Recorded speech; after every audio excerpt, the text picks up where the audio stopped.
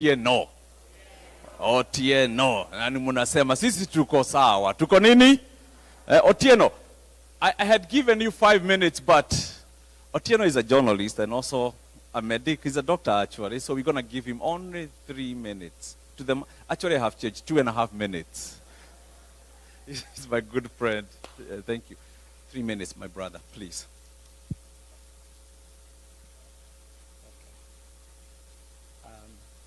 Your Excellency, Deputy President Rigathi Gachagua, Mama Dorcas, Mama Boys, welcome to Kansas City, and then the rest of the Kansas City crew, all protocols observed. Good evening.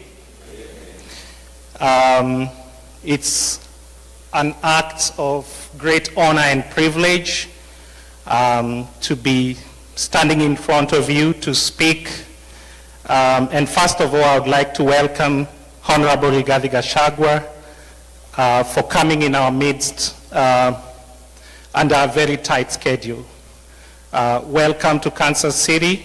And one thing I would like to say is I got to hear about Rigathi Gachagua, of course, during the 2022 elections. But one thing that stood out is that he has over time demonstrated that he is a once-in-a-lifetime personality. We will never have another person like Rigathi Gachagua. And here's why I say this. I say this because he joined Parliament around 2017. And within 5 to 6 years, he had already become DP. And one of what stands out from that is that he's a man of great focus, that once he puts his eyes on a focus, he goes for it. And I think that brought out some kind of jealousy within the higher echelons of Kenya's political establishment. And they ended up ganging against him and tried to stop him. And I'll explain this in terms of international geopolitics. You all know that within the great games of power around the world, whenever a nation is emerging to develop a nuclear weapon, all the great powers will come up and try to stop that person from acquiring the nuclear weapon. And here's why. Because once you acquire a nuclear weapon, you're almost untouchable. So at the time when whoever he was standing against was beginning to be jealous, is when he was about to truly consolidate his base.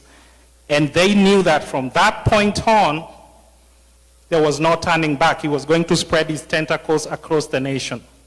And he had to be stopped from coming to the high table.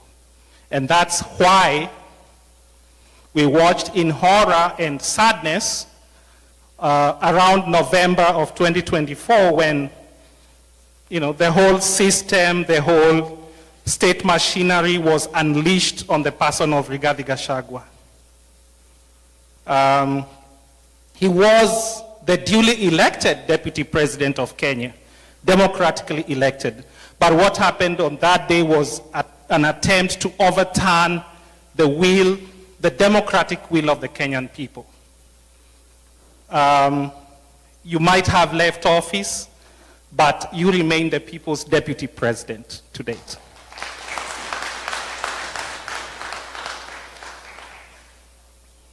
Another thing I would like to say is I got to know about Kasongo probably when I was about 14 years old, and I will tell you, among my type of leaders, right from the age of 14, I was a very avid reader of the newspaper.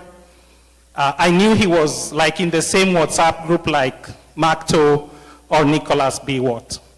What you're seeing today is a clear demonstration of what a Nicholas B. Watt president would have looked like. And who among you would have voted for Nicholas B. Watt? Nobody, right? That's exactly, whatever you are seeing right now is exactly a continuation of what would have become of a nuclear B. Watt presidency. Another thing I would like to debunk is this myth, a state-orchestrated propaganda machinery that is out to paint the person of Rigathi Gachagua as a tribalist. He is not. And I will explain to you what's happening. So Rigathi Gachagua rose to the high echelons very quickly. I mean, from just being a mere member of parliament for Madeira, then very quickly becomes deputy president. You know, these people did not know what to do. But then, at that level of political operation, the greatest priority is to consolidate your base. Raila Odinga did it around 1997 when Raila first ran for president and emerged a distant third. He emerged with about 700,000 votes. And that was about consolidating his base. And around that time, if you can remember, he was involved in running battles with people like James Orengo at that time. You know, and most of that theater of operation was in Nyanza. So, and then let's think about the person of Kasongo. Kasongo came into national prominence when he was in ODM. And how he emerged as the kingpin in his region was to proclaim that Kalenjins were being kicked out of Mau Forest. A very, you know, like you're trying to preserve the Mau Forest, which feeds water into Lake Victoria, but here's somebody saying that my community is being targeted. And then he said a bunch of ethnic things. Tribalism, speaking your own mother tongue is not a bad thing. It becomes bad if it leads to the burning of, or poisoning, carbon monoxide poisoning of humanity inside a church. It becomes bad. It becomes evil if you're going to be found liable by a court of law for looting 100 acres of Adrian Muteshi. Okay? If you guys follow news, you know what I'm talking about. At the height of 2007 clashes, you know, somebody went and grabbed Adrian Muteshi's land. A court ruling is on record about that. So that is what tribalism is. But they won't tell you. They will go ahead and unleash the entire state machinery, sponsor some chokora bloggers to go around calling people tribalists. But we know what exactly is going on. Now, regardless of what you think of Rigathi Gachagua, he is currently the voice of the voiceless. And regardless of what you think about him, you might disagree with him. But one thing I would like to tell you about democracy is the center of power has to be checked. He is the counterweight that we have. The rest of the opposition, yes, we have people, but he is the core. So you have to listen to what he says and try to support him in that journey of liberating the Kenyan people. Again, you might disagree with him.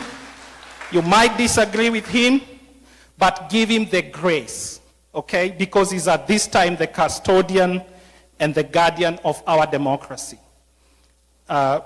Eventually, I know whatever happened in November 2024 might affect whether he runs or not, and that is up to the courts to decide.